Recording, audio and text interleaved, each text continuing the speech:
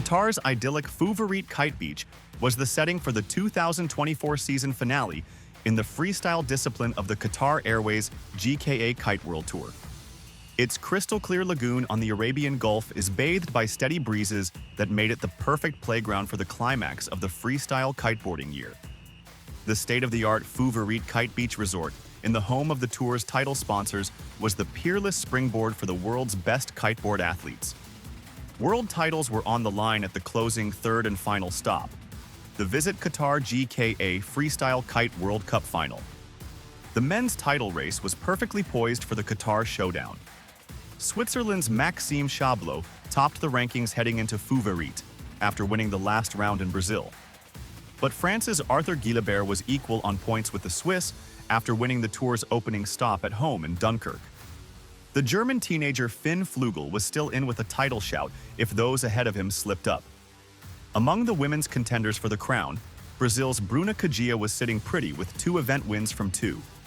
But Rita Arnaus, from Spain, was snapping at her heels, ready to capitalize on any mistake.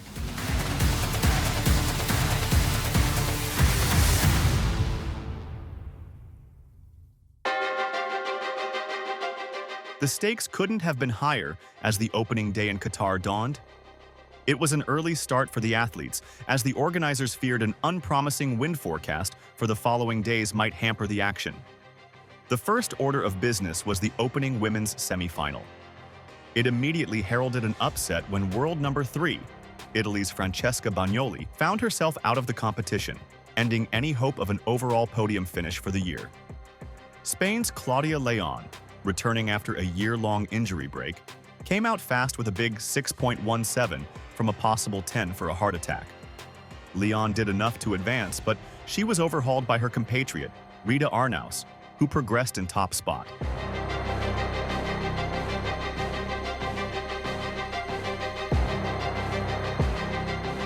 The second semi-final put Germany's Kaya Lehmann against Bruna Kajiya. Lehmann did enough to move up to her 3rd successive final this season. Her 4.23 for a blind front to blind helped her go forward. But Lehmann was no match for the Brazilian Kajiya.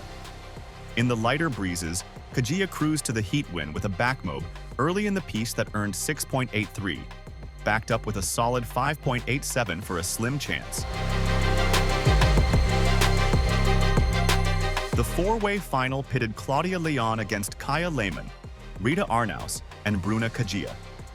In about 15 knots of breeze blowing over the lagoon, the women were locked in an epic tussle. Lehmann landed a strong double S-bend to blind for 5.07 late in the day, but by then was adrift on the scoreboard. The German teenager finished in 4th place behind Leon. Despite an opening 5.0 for a backside 3.13, Leon struggled to put a convincing heat together and took 3rd place. Arnaus fared better and put together a steady heat, though it lacked any fireworks.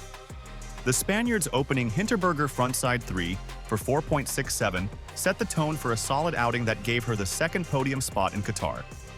With 3 runner-up finishes for the season, Arnaus finished 2nd overall for the year after coming back from a long injury break.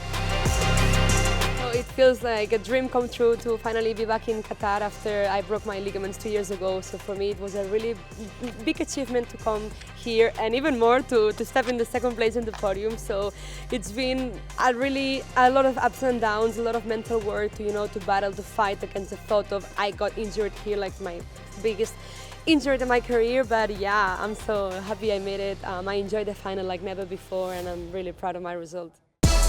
Bruna Kajiya was a class apart. The Brazilian opened with 5.8 for a slim chance and settled into her task. A 7.6 for a combo in mid-heat stretched her lead, while a 6.77 for a front blind mob at the close put her streets ahead of her rivals and secured the world title, her 5th, in style. Official, put your hands together to our new Qatar Airways GKA Kite World Champion, Bruna Kajiya! Yes, winning here, especially after this year, like this year was a special year for me where I feel like I was on top of my game throughout the whole year. I got 3 firsts, and that's not usually very common, so it means a lot because it shows my work and dedication. I really did a lot of preparation to be here. And to get this 5th world title, it was always something I knew deep inside me I had it. And I would tell people and, you know, they don't believe it until they see it. They'll be like, yeah, you know? So I think it's really cool. It opens people's minds. It shows potential to, you know, achieve your goals. And yes, I tend to believe my gut feeling, and it brought me here, so very, very happy.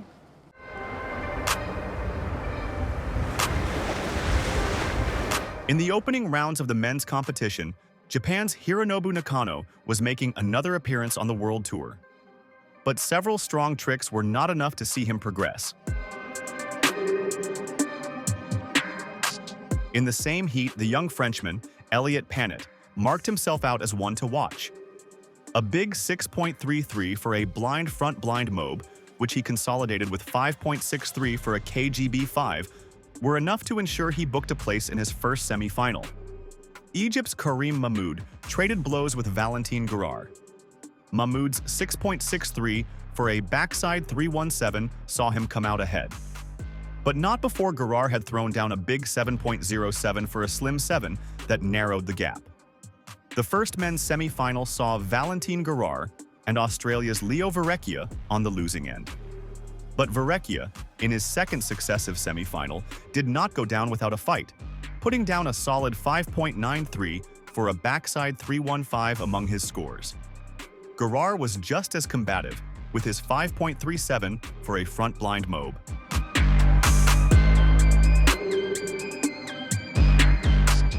In the same semi-final, France's Arthur Guillebert, ranked number 2, was looking as powered as ever. His scores in the long sixes in the tricky conditions helped him progress. But in sign of things to come, 15-year-old Finn Flugel opened his heat with 7.1 for a KGB5 and rounded it out with strong tricks that saw him through in top spot.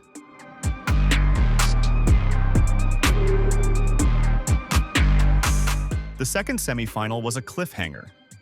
Elliot Panet failed to match his earlier form, while Italy's Matteo Dorotini put down some big moves, including a 7.2 for a KGB5.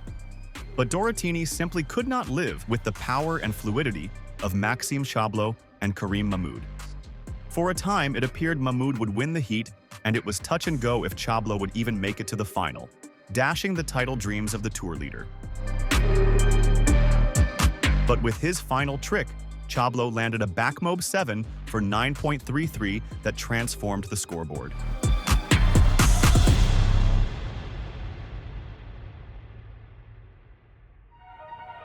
The final, with Arthur Guillebert, Karim Mahmoud, Finn Flugel, and Maxime Chabloz, was a slightly spotty affair in the fading breeze. Perhaps nerves were getting to even the most composed athletes. Mahmoud's earlier form deserted him, and he finished 4th despite a 7.4 for a KGB5. Guillebert did better, and a 7.8 for a frontside 313 to blind appeared it might steady the ship. But a series of crashes derailed his challenge, and his hopes of another world title came to nothing with his third-place finish. Even the usually rock-solid Chabloz struggled for consistency. But in mid-heat, he pulled out another back mobe 7 for a massive 9.43, the day's biggest trick score that launched him into second place. Chabloz had begun the day on equal points with Guillebert, but ahead on the tie-break rule. His second place in Qatar gave him his first world title.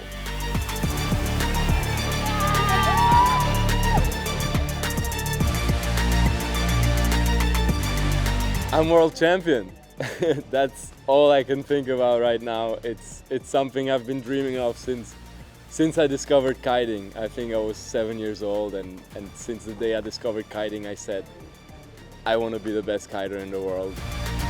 Finn Flugel's run of third-place podium finishes was finally banished when he got the win in Qatar.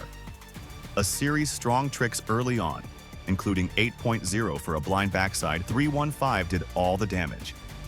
An 8.33 for a big combo built his heat and gave him the day's highest heat total and victory. I was just like, these are my conditions. I'm just gonna go for a training session, just gonna give it my all and landed my first 3 tricks and just felt like so on fire, and then just went for another one, took the win, and it's just like, it's the best feeling ever. Qatar once again brought the season to a spectacular close for the Qatar Airways GKA Kite World Tour. In the freestyle discipline, we celebrated both rising stars and reigning champions. Get ready for 2025. New locations, new challenges, and a season to remember. See you on the water.